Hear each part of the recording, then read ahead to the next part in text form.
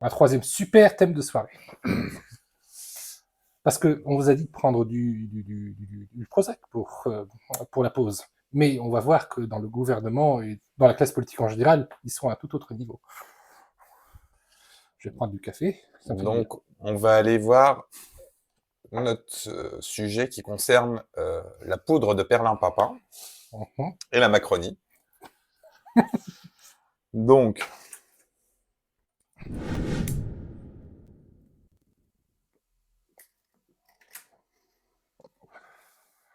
Les pieds dans le plat, direct. on va commencer avec ce fait divers qui est sorti la semaine dernière. Mhm. Ah, dommage de mort. Bah, en tout cas, j'espère que tu auras un peu rigolé avec nous. Mhm. Au moins, tu fais partie des 3%.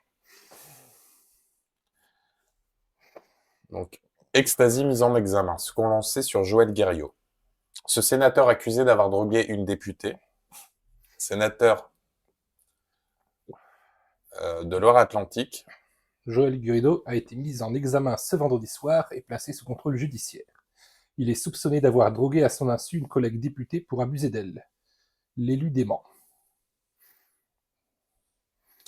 qu'a-t-il pu se passer au cours de cette soirée? Joël Guerriot, sénateur Les Indépendants de Loire-Atlantique, a été mis en examen ce vendredi soir pour administration indice à l'insu de la députée Modem. En plus, tu vois, c'est bien, tu vois, ils font de la coquinerie entre eux, tu vois. Non, mais c'est une curieuse façon de recruter. Mmh. Sandrine Josso, d'une substance de nature à altérer son discernement ou le contrôle de ses actes, afin de commettre un rapport rapproché, Ou une Weinstein. ou une Weinstein, et détention et usage de substances classées comme stupéfiants, a indiqué son avocat. Laissé libre, il a été placé sous contrôle judiciaire samedi. Le parti Horizon, donc le parti d'Édouard Philippe, Mmh. et son groupe parlementaire ont annoncé avoir suspendu le sénateur. Que s'est-il passé? Mardi soir, la députée Sandrine Josso, du Modem, et le sénateur encarté Horizon, Joël Guerrido, se donnent rendez-vous pour célébrer un événement, dont la nature n'est pas précisée. Un mardi soir. Les désolés doivent se retrouver au restaurant, mais Joël Guerriot invite finalement la députée à venir dîner chez lui, vers 20h selon les informations de BFM TV. Tout au long de la soirée, le sénateur de Loire-Atlantique lui aurait préparé plusieurs verres. Selon le récit de la députée, elle remarque chez lui un comportement étrange. Joël Guerriot se met à augmenter l'intensité du variateur de lumière. Il est en mode, tu sais, comme dans Les Visiteurs, jour, nuit, jour, nuit, jour, nuit. Il voulait lui faire provoquer son trip. Il voulait lui faire une jacouille la fripouille. Mmh. La regarde également avec instance et dit vouloir qu'ils fassent la fête ensemble, selon sa déclaration aux forces de l'ordre. Selon son avocate, Sandrine Josso a aperçu Joël Guerriot à saisir d'un petit sachet en plastique contenant quelque chose de blanc dans un tiroir de sa cuisine. Sûrement pas les sucrètes. Environ 20 minutes après avoir bu une gorgée d'un verre que le sénateur lui a servi, la députée se sent mal. Elle rapporte qu'elle ressent des sueurs froides et sent son rythme cardiaque s'accélérer. Sans montrer son malaise, elle quitte les lieux et arrive vers 22h à l'Assemblée nationale. Selon BFM TV, elle aurait expliqué la situation à des collègues et les secours l'auraient prise en charge. Mmh. Sur place, les examens révèlent un rythme cardiaque élevé et des pupilles dilatées. Bah, c'est pas que le vin. À l'hôpital, une prise de sang et des analyses d'urine dévoilent la présence d'ecstasy dans son corps. Une drogue de synthèse qui libère des substances chimiques réconfortantes dans le cerveau, entraînant des sentiments de plaisir et de bien-être, tout comme une augmentation de l'énergie physique et de la confiance.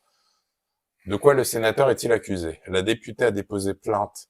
Par la suite, jeudi, Joël Guerriot a été interpellé à son domicile parisien. Le parquet de Paris a confirmé son placement en garde à vue. Pour administration à une personne à son insu d'une substance de nature à altérer son discernement, ou le contrôle de ses actes pour commettre un Une viol. Weinstein. Mmh. Une T'as bien fait. Weinstein. Une perquisition menée à son domicile a permis aux enquêteurs de mettre la main sur un sachet d'ecstasy. L'élu a été testé positif à plusieurs drogues douces et dures, selon une information de BFM TV que le Parisien est en mesure de confirmer. L'avocat Donc plus bas. Plus bas, l'avocat est l'élu dément. Les enquêteurs de la police judiciaire ont ouvert une enquête en flagrance. Une procédure qui me permet de ne pas avoir besoin de demander la levée de son immunité parlementaire. Une confrontation a eu lieu entre le sénateur et la députée. Sandrine Josso est toujours en état de choc, a déclaré son avocate, maître Julia Minkowski. Vendredi soir, Joël Guerriot a été mis en examen de chef d'usage et détention de stupéfiants et d'administration à une personne à son insu d'une substance de nature à altérer son discernement ou le contrôle de ses actes pour commettre une Weinstein ou une tentative de Weinstein, a indiqué le parquet de Paris. Il risque 5 ans de prison et 75 000 € d'amende. L'élu a été placé sous contrôle judiciaire avec interdiction de se rendre au domicile de la victime et interdiction d'entrer en contact avec les victimes et témoins. Il a été laissé libre. Son avocat a qualifié le contrôle judiciaire de très léger. Sandrine Josso se constituera partie civile dès lundi, a réagi de ce côté. Maître Julia Minkowski, l'avocate de la députée. Bon, on va pas aller plus loin. On comprend ce qui se passe, ce qui s'est passé. Bon, en gros, il est quand même en liberté. Enfin, tu vois, le mec, un proche,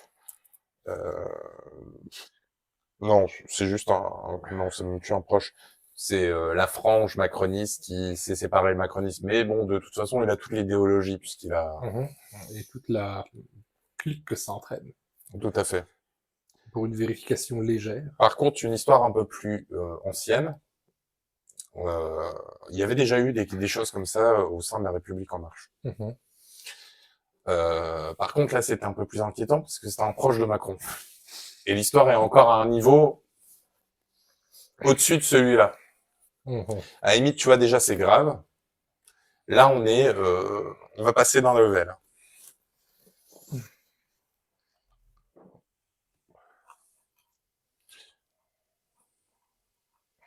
Ah, oui. Procès de Laurent Bigorgne. Je me suis dit, ça y est, il a pas réussi à Marseille, il va la droguer et la Weinstein. Laurent Bigorgne, ancien directeur de l'Institut Montaigne et proche d'Emmanuel Macron, était jugé ce jeudi 10 novembre pour avoir drogué sa collaboratrice et ancienne belle-sœur. Sophie Conrad, ancienne belle-sœur, tu vois. Une affaire judiciaire marquée par l'emprise familiale et les relations de pouvoir. La première fois que Laurent Bigorgne a rencontré Sophie Conrad, elle avait 11 ans et lui 18 ans. Sa sœur aînée fréquente ce futur professeur d'histoire géo à Nancy avec qui elle se marie. 30 ans plus tard, Sophie Conrad et Laurent Bigorgne se font face devant le tribunal correctionnel de Paris.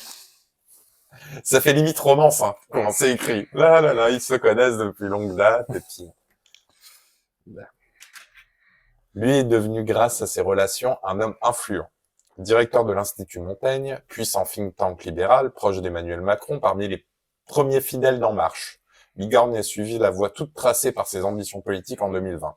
Sophie Conrad restait sans sa petite sœur.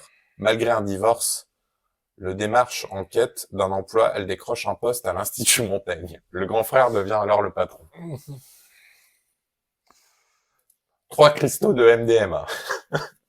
Aujourd'hui, la justice reproche à Laurent Bigorgne d'avoir, le 22 février 2022, à l'occasion d'un dîner de travail en tête-à-tête dans son appartement du 15e arrondissement de Paris, glissé dans la coupe de champagne de sa collaboratrice l'équivalent de 3 cristaux de MDMA. Des faits qu'il a reconnus devant la police dès sa garde à vue le lendemain. Il ne s'en cache pas. Non mais c'est ça, c'est qu'en plus ils ne s'en cachent même pas, tu vois, ils reconnaissent volontiers les faits, il n'y a pas de problème. En fait, les faits ne leur posent pas problème, c'est l'interprétation qu'ils veulent tout le temps romancer, comme tu dis. Sophie Conrad ressent après quelques gorgées de champagne, palpation, vertige et bouffée de chaleur. Je crois que Laurent Bigorgne m'a drogué, envoie-t-elle par message à une amie. Cœur qui bat, mur qui bouge, compose-t-elle encore. Puis je tiens le coup, je vais réussir. Elle communiquera ainsi pendant une trentaine de minutes avant de parvenir à quitter l'appartement en taxi pour se rendre à l'hôpital. Une première analyse détecte la présence d'une quantité très élevée de drogue dans son sang. La MDMA, comme le GHB, est une drogue usuelle des auteurs de Weinstein. Je n'arrive pas à trouver une autre raison rationnelle de donner de la MDMA à une femme que de vouloir une relation rapprochée. Témoigne l'ami de Sophie. Je me suis dit, ça y est, il n'a pas réussi à Marseille, il va la droguer et la Weinstein. En 2021, Sophie et Laurent passent 2 jours dans la cité phocéenne pour échanger avec des adhérents de l'Institut Montaigne. Un soir après un verre en tête-à-tête, il lui propose de, façon abrupte, explique-t-elle, à la barre, de finir leur verre dans la chambre d'hôtel. Une fois la porte fermée, il enlève ses chaussures et lui demande son choix de musique. Sophie s'enfuit dans sa chambre. Pour moi, c'était impossible d'envisager quoi que ce soit avec lui. C'était... Est-ce qu'on peut le dire, ça? Non, Vous pouvez le lire, vous. ce mot. Détaille-t-elle. Dans leurs très nombreux échanges de messages versés au dossier, il arrive que la conversation entre eux dérive régulièrement. La sexualité à l'initiative de Laurent Birgorn. On a le sentiment qu'à chaque fois, vos réflexions sur la vie sentimentale sont brutales, relève le président du tribunal après leur séjour à Marseille. Sophie Conrad met le holà. Je lui dis que j'avais connu assez de situations ambiguës dans le milieu professionnel que je ne voulais plus en revivre. Elle explique alors avoir averti dès lors l'Institut Montaigne qu'elle ne souhaitait plus partir en week-end seule avec son directeur. Lui nie avoir eu connaissance de tel échange. En septembre, la situation se calme, mais en octobre, il redevient ambigu après le départ d'une collègue avec qui il a eu l'air d'avoir une relation passionnelle. Reprend Sophie Conrad. Les SMS vont croissant, il était, c'est vrai, mon confident dans les moments de doute et de difficulté. Moi, j'ai essayé de le rassurer aussi. Mon célibat était un sujet, j'en parlais tant que c'était joueur, mais s'il pose des questions intrusives, j'essayais de trouver une manière de changer de sujet. Mélanger aux relations familiales, c'est devenu trop compliqué. Il ne sait pas quand non, ça veut dire non, tout simplement. Et on rajoute des couches au fur et à mesure.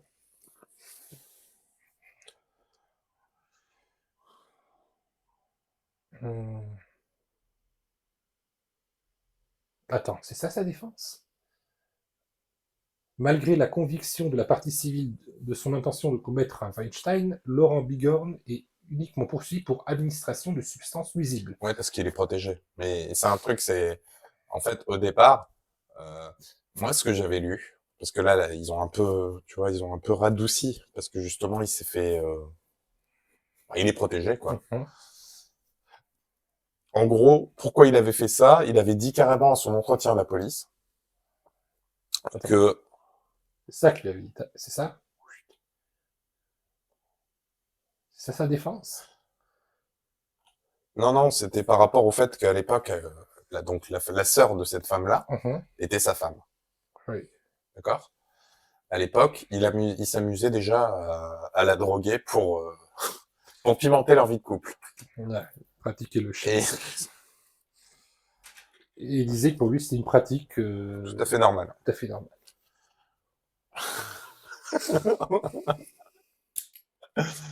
Vas-y, passons. Continuons. Le prévenu nie en effet toute intention sexuelle et le parquet est allé dans le même sens. À la barre, Laurent Bigorne explique avoir mis de la drogue dans le verre de sa collaboratrice par besoin d'être écouté. Je n'avais plus d'œuf à la coque, il restait que de la MDMA dans une boîte. Il évoque en détail sa dépression à cause de la surcharge de travail, l'angoisse d'une nouvelle campagne présidentielle. Nous aussi, ça nous angoisse, mais on gère ça autrement. J'étais à 4 grammes de poudre de perlimpinpin par jour. Il en prenait toute la journée, se qualifiant de toxico, et j'étais devenu une machine. Un instant. J'étais devenu une machine. J'avais peur de dire que j'étais pris en défaut, d'être construit sur un mensonge, l'esclave psychologique et financier du produit. On vit au rythme des médicaments, détaille sa conjointe appelée à témoigner. Laurent est un homme brisé et son parcours aujourd'hui est une lutte de tous les jours. Avant les faits qui lui sont reprochés, un soir, Laurent Bigorne avait mélangé de la MDMA à la tisane de sa compagne. Effectivement. Des faits pour lesquels elle n'a pas porté plainte. C'était très clair que c'était pour pouvoir se parler, assure-t-elle. Me dire qu'il avait un grand problème de drogue, je je ne m'étais rendu compte de rien. Le mec est un gars de gramme de coke.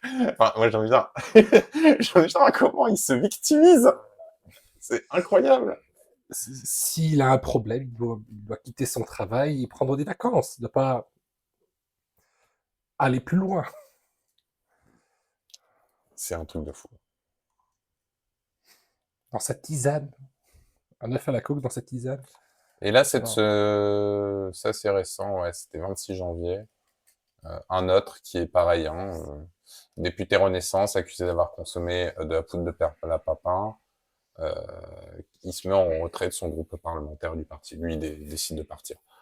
Et de lui-même. Il s'est bien amusé, il a dit, bon, ça suffit, il va voir ailleurs.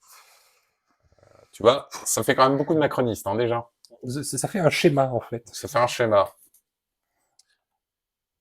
Et Ah oui, Gérard Fauré, le vendeur du tout Paris.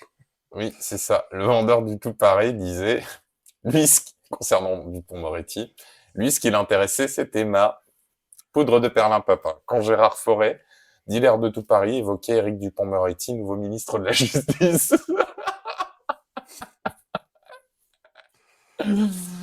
Donc, tu vois, ça... Adam, si tu veux devenir macroniste, tu sais ce qu'il te reste à faire. Une tisane. Non. Il y a des concessions qu'on peut faire au gouvernement. En plus, on dirait un homme abattu, ce bon vieux Dupond-Moretti. Bon, on va pas aller plus loin. On a compris la direction. Mais on voit que ça touche aussi la NUPES. Ben, ils prennent les formules qui réussissent. Ils voient, ça marche pour Renaissance. Oh, on va dire que c'est parce qu'il était jeune. Bon. Là, on va peut-être avoir des vidéos, ça peut être intéressant.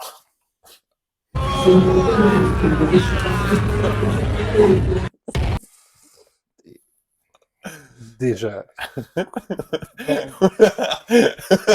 Voilà. Chouette, j'ai mon salaire de député qui est tombé. Il le fait.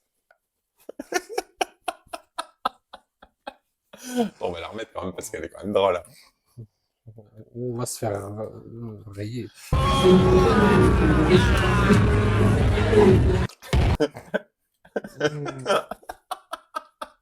On voit on voit que c'est un jeune députant. Il n'arrive pas à bien jauger le naso de la substance. Mais... Et en plus, il se filme comme ça. C'est bizarre, comme c'est un rite de passage. Non, il se filme pas. Je pense que, en fait, je pense que c'est une vidéo qui a été prise genre quelques mois avant qu'il devienne député. Et genre, c'est la petite boule puante qui est sortie sur sa tronche, tu vois, c'est un petit... Attends, ça, c'est député, quoi, ça vient de quitter les bancs de l'école, quoi. Et ça vient de se faire augmenter. Et ça vient de se faire augmenter, donc forcément, qui dit augmentation, dit nouveau train de vie. Vous ne pouvez pas faire ça au Champomy, je ne sais pas s'il a l'âge légal pour pouvoir boire de l'alcool. Bon, et puis, il faut pas oublier, en haut de la pyramide, on a le président. Et ça n'a jamais été clairement, officiellement dit, mais bon. Il se touche quand même le nez de manière assez récurrente, quand même. Ben, peut-être qu'il a une cloison nasale défaillante ou une petite brûlure au nez. Je sais pas. En hiver, une allergie qui... Donc, du coup, on va mettre une petite vidéo sur laquelle je suis tombé. Ça n'a rien à voir au sujet. Enfin, si, ça a un rapport avec le sujet. Mais je trouve que c'était très drôle. J'avais envie de le faire partager sur le live. J'ai demandé qu'il y ait un graphique. Oui, vous êtes venu avec un graphique. Oui, on si on peut le voir. Parce que c'est un graphique qui montre. Alors, ça, c'est la progression des troupes. Mais si on pouvait voir ce graphique qui... S'il arrive. Il va arriver, c'est sûr. Voilà. Allons-y. Non, c'est pas ça. Non. Bon.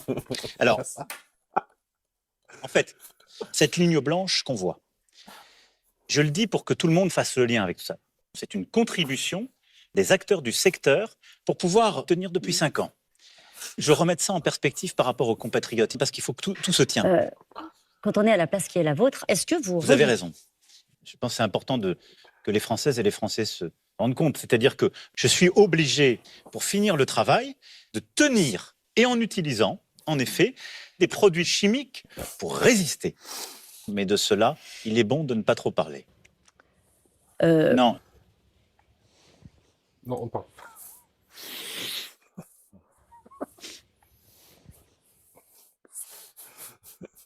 Attends, descends, c'est quoi cette vidéo ça?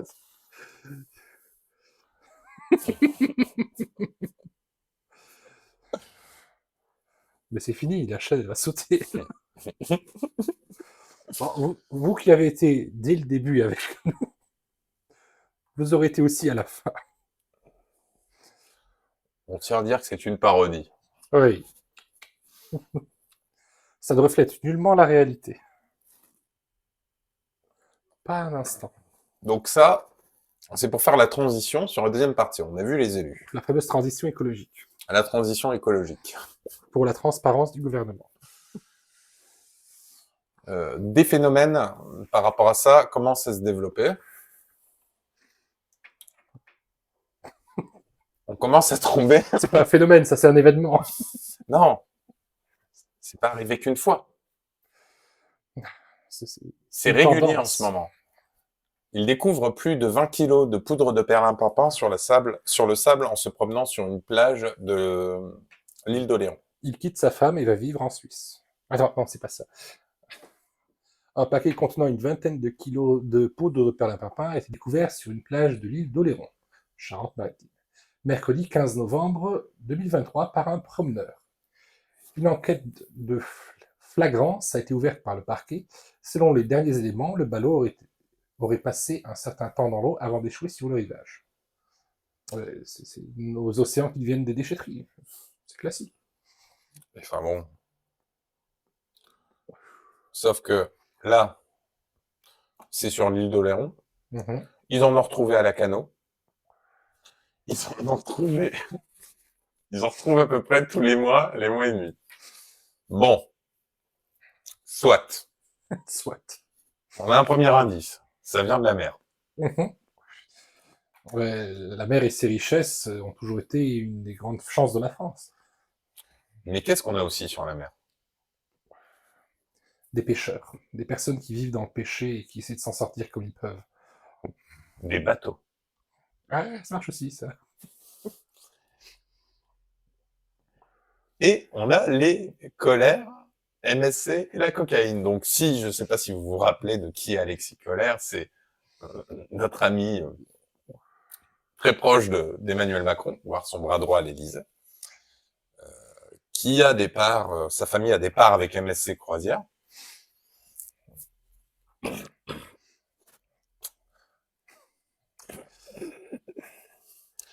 Alors que MSC devenait une force dominante du commerce mondial, elle est également devenue un canal privilégié du trafic de poudre de perlimpinpin pour les gangs des Balkans. Oui.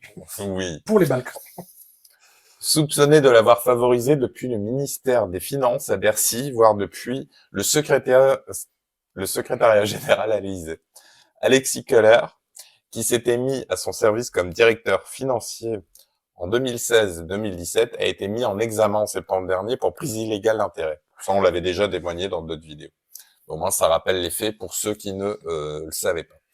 Nous reproduisons ci-dessous en accès libre une remarquable enquête de l'agence américaine Bloomberg du 16 décembre dernier qui explorait l'infiltration de la compagnie maritime italo-suisse des cousins d'Alexis Colère par des trafiquants de poudre de perlimpinpin.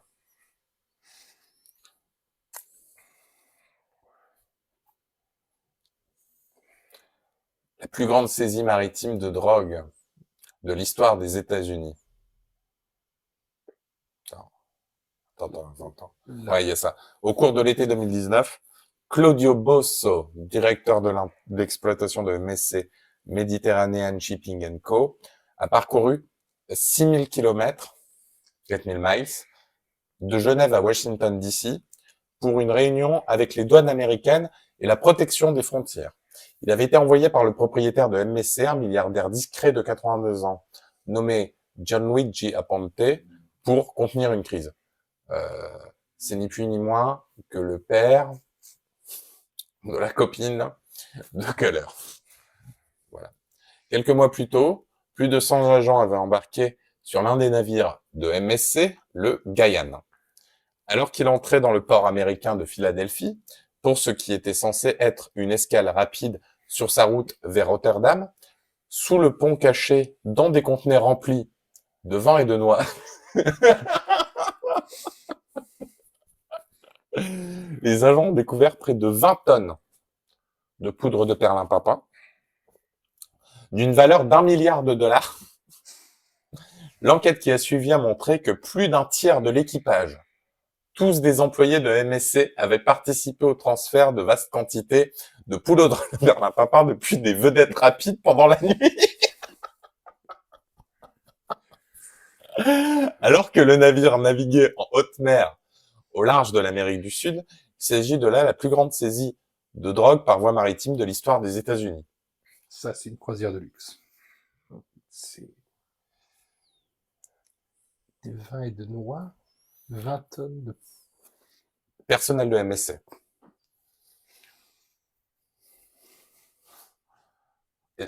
Du coup, est-ce que tu penses que c'est toujours le gang des Balkans?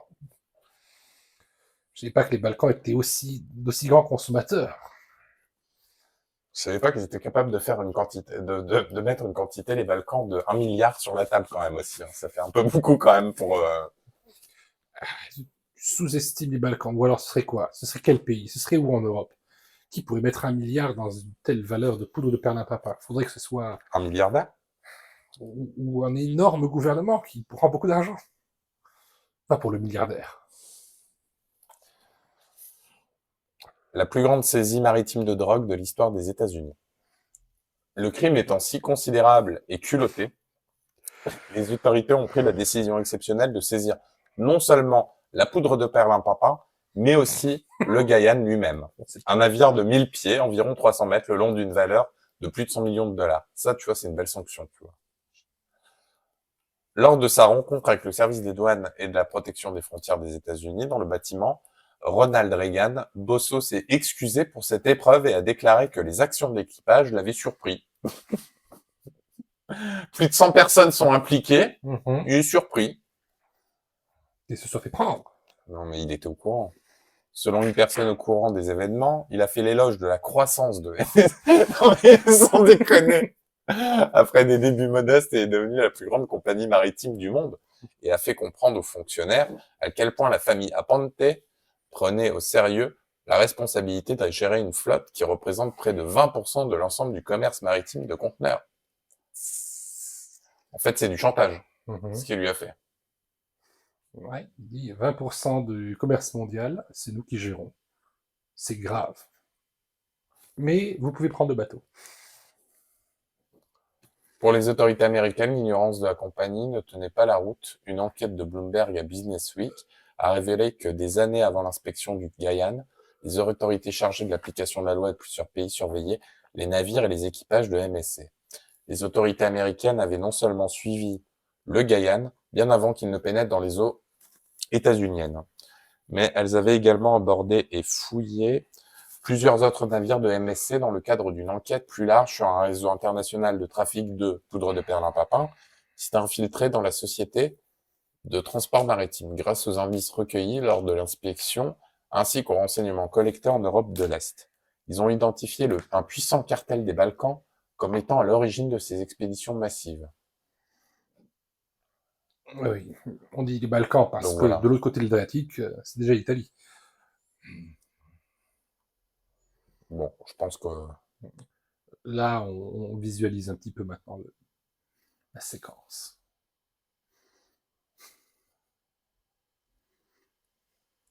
Parce qu'il y en a eu d'autres. Hein. Il y a eu le Gavald, il y a eu l'Oriane. C'est de beaux noms. Ils sont forts, les Balkans, quand même. Ils ont quand même énormément de ressources. Hein. Un instant. Oui, nous passons. La croisière s'amuse.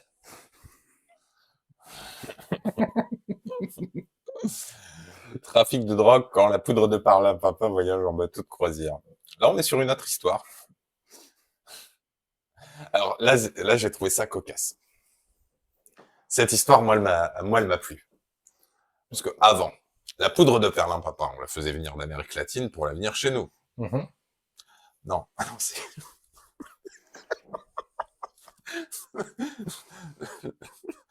Maintenant, ça vient de chez nous pour aller chez eux.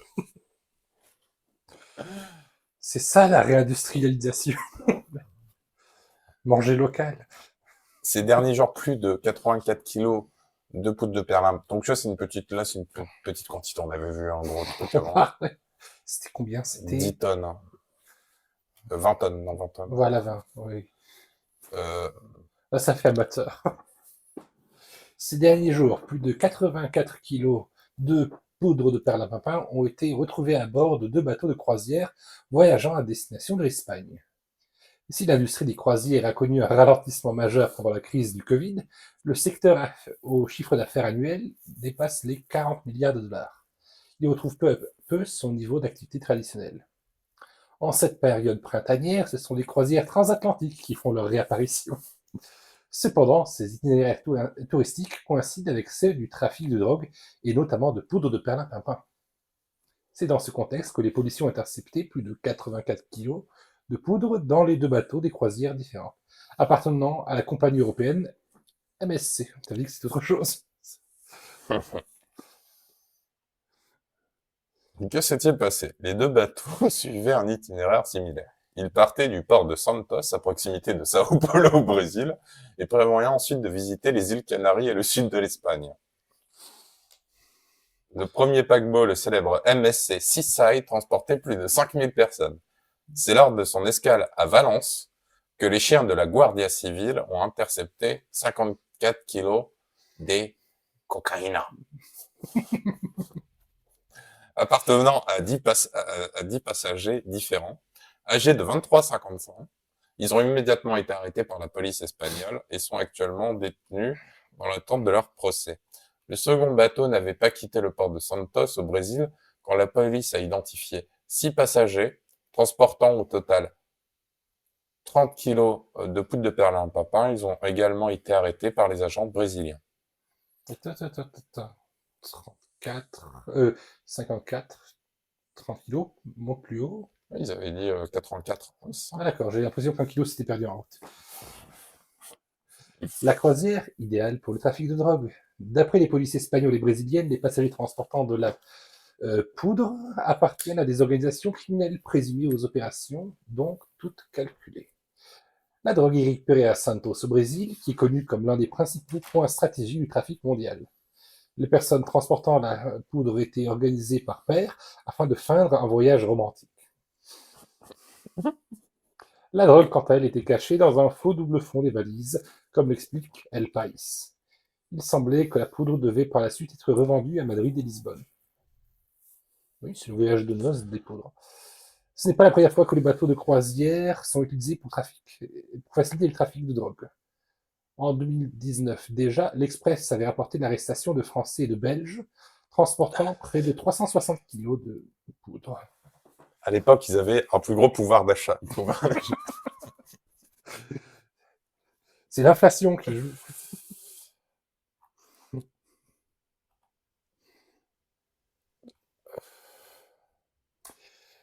Poudre de perlimpinpin. Une route maritime des stupéfiants transiterait par Sherbrooke. Plusieurs cargaisons de poudre ont été interceptées par les douaniers irlandais en provenance du port de Sherbrooke, laissant supposer l'émergence d'une nouvelle route des stupes. Ah, rien à voir, mais on vous renvoie vers notre vidéo Les nouvelles routes de la soie, cette fois-ci, qui elle passe par le continent. Je voulais la casser. Elle marche bien cette vidéo quand même, alors faut l'encourager. Faut l'encourager. Les saisies répétées le long des côtes du sud de l'Angleterre ces 3 dernières années ont montré l'intérêt porté par les narcotrafiquants à cette porte d'entrée vers l'Europe de l'Ouest. En mars 2022, les autorités britanniques avaient saisi 3,7 tonnes de cocaïne dissimulée dans un conteneur de bananes arrivé au port de Southampton, en provenance de Colombie.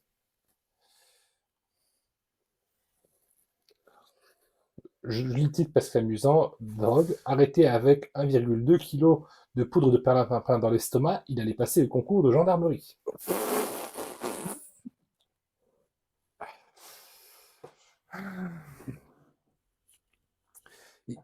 Il y a un nouveau schéma qui se dessine. Certaines personnes essaient de redynamiser l'économie de l'Europe, mais pas par les meilleurs moyens.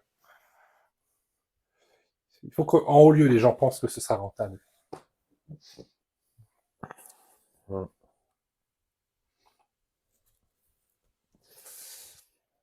Deux mois auparavant, ce sont près de 100 kilos qui avaient été interceptés de la même manière. Cette technique consistait à faire voyager des stupéfiants dans un chargement de frais légal, appelé rip-off, et particulièrement prisé des organisations criminelles. Des complices en bout de chaîne se chargent de récupérer les stupéfiants avant livraison de la marchandise au destinataire.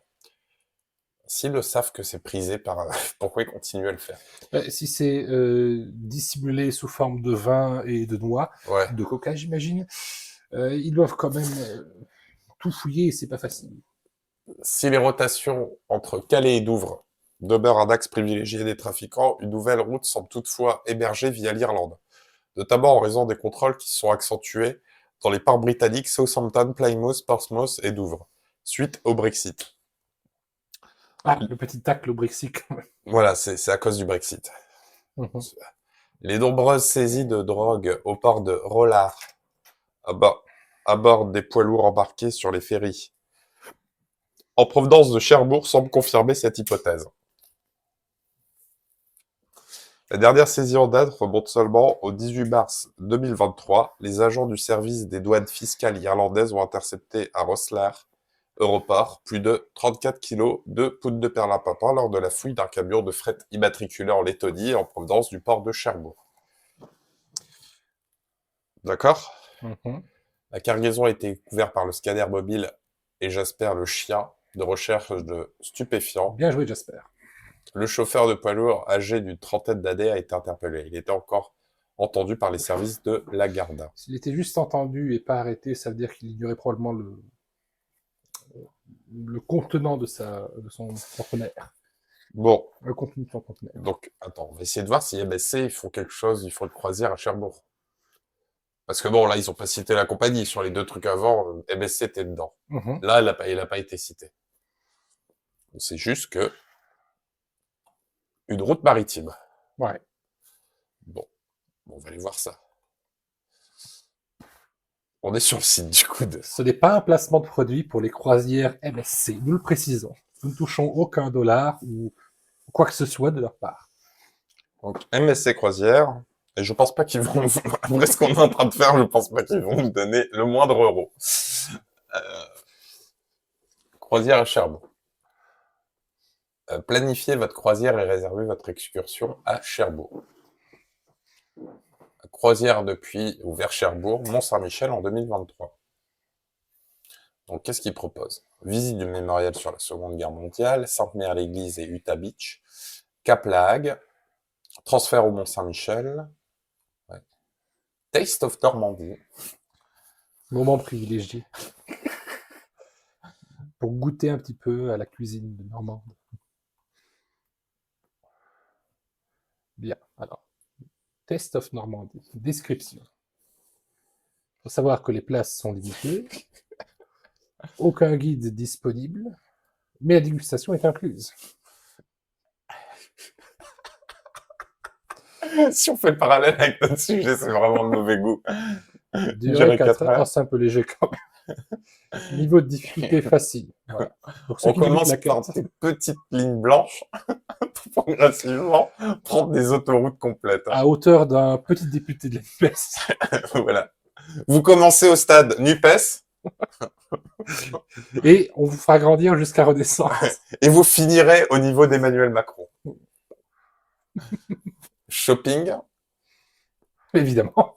Il faut goûter, mais vous pouvez aussi acheter ensuite. Excursion accessible aux hôtes à mobilité réduite. Bah, comme on est inclusif. C'est bien. Ou alors, c'est-à-dire que vous arrivez d'une certaine manière, mais vous pouvez repartir sur un fauteuil. Par contre, comme ça coûte cher en logistique et de faire venir les camions laiton et compagnie pour la logistique, le nombre minimum de participants est de 25. Bon. Est-ce qu'il y a 23 viewers qui voudraient nous faire une croisière à Cherbourg pour goûter le goût de la Normandie? En tout cas, voilà. Tu te rends compte que le milieu politique Il est complètement gangréné, Saturé. saturé par ce produit. On se rend compte que... Enfin, moi, je me rappelle, tu vois, et encore, je sais pas, tu vois, mais j'aurais tendance à dire que Darmanin, à ce niveau-là, il en prend pas, il reste droit. Comme il est de droite, tu vois, en général... Mais on voit qu'il y a un lien entre...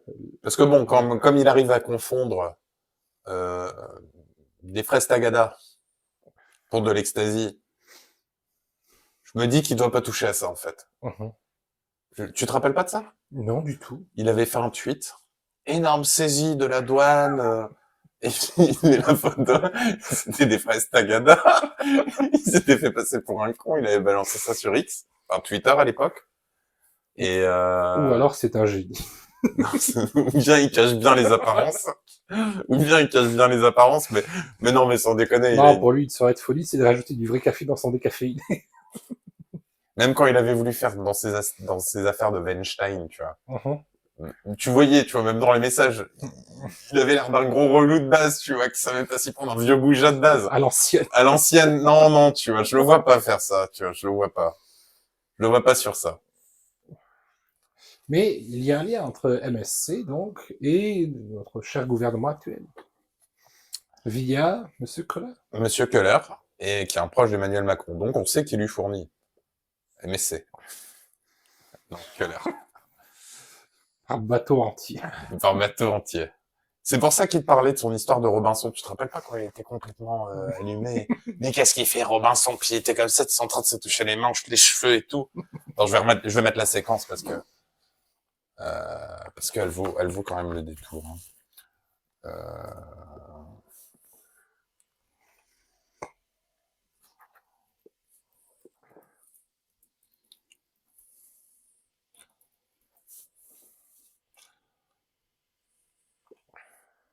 J'assume ce grand écart entre une forme d'idéalisme qui peut paraître naïf, mais que je crois résolu, et une forme de pragmatisme de la réponse économique et sociale. Je repensais, et je l'évoquais avec quelques-uns l'autre jour, aux phrases que Simon Leys avait sur Robinson Crusoe. Je l'ai parfois évoqué en disant que les vrais idéalistes sont des grands pragmatiques. Le jour d'après, il doit nous faire penser, et on le pense déjà, notre vulnérabilité, etc.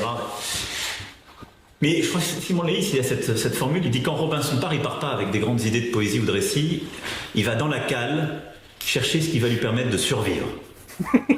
Du fromage, du jambon, des choses très concrètes. C'est l'aspect confiance que j'ai dit. Pour pouvoir ensuite inventer quelque chose et créer. Et il y a dans l'enseignement de Robinson quelque chose de ce qu'on vit.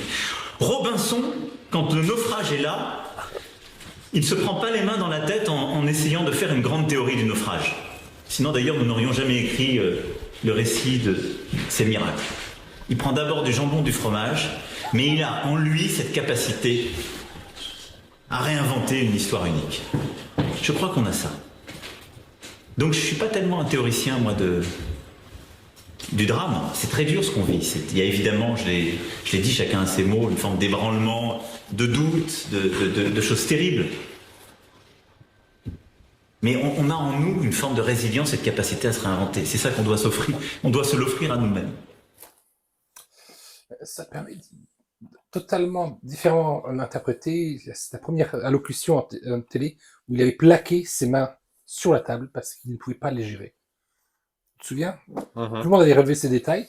Ensuite seulement, il s'habituait à la caméra en tant que président, alors que pendant sa campagne, ça passait aussi. Mais sa première allocution, c'était fixé. Mais ouais, en tout cas, bon là, tu vois encore, il y a des histoires de bateaux, de cales. Tu vois. Je pense qu'il faut suivre la piste des bateaux. Des choses très concrètes qui sont dans les cales des bateaux. Voilà. C'est un aveu. Hein. Des bateaux de croisière. Mais en tout cas, enfin, le rapport justement, je reviens sur mon histoire avec Darmanin. Darmanin qui est là en train de te faire la chasse au cannabis, où là tu es en train de voir que la cocaïne, voilà, j'ai dit le mot. Que la poudre, par un poudroie à flot, un gros flocon sur se distribue en masse, c'est que, en fait, en termes de volume, ça se vend aujourd'hui plus. Ça qui est inquiétant. Je vais pas sortir les chiffres, parce que sinon ça aurait fait très long. C'est qu'il y a une baisse de la consommation des opiacés, donc cannabinoïdes et ce genre de choses, au détriment de la poudre de perlimpinpin qui est en train de progresser. Donc tu vois, ils sont en train de te faire, en fait, limite les cannabinoïdes, c'est un sujet à l'ancienne, il devrait même plus être traité, on est déjà à l'étape du dessus, tu vois. C'est pour les boomers, les 68 ans. Voilà, c'est ça. C'est pour cet électorat. La Startup Nation a besoin d'un carburant plus dynamique, du plutonium. Mais incroyable. Et tu vois qu'ils font des saloperies sous cette influence, que ils ont une consommation accrue. Tu te rappelles le fameux gars qui mettait du GHB dans la tisane de sa femme. Lui, il était à 4 grammes par jour, quoi. Ça faisait partie de son monde directement, de ses habitudes, de son quotidien. Donc mais c'est une explication aussi de nos politiciens. C'est pour ça qu'ils font des décisions irraisonnées. On est gouverné par des coquets, quoi. Le simple fait qu'il en parle, ça prouve à quel point c'est banal. Oui. Enfin, en tout cas, on va en terminer là sur ce sujet. Oui. Les 2 personnes qui sont encore dans le live, on espère que ça vous a plu, si vous êtes encore parmi nous. Donc, on vous félicite d'être resté jusqu'au bout. Oui. On espère que ça vous a plu.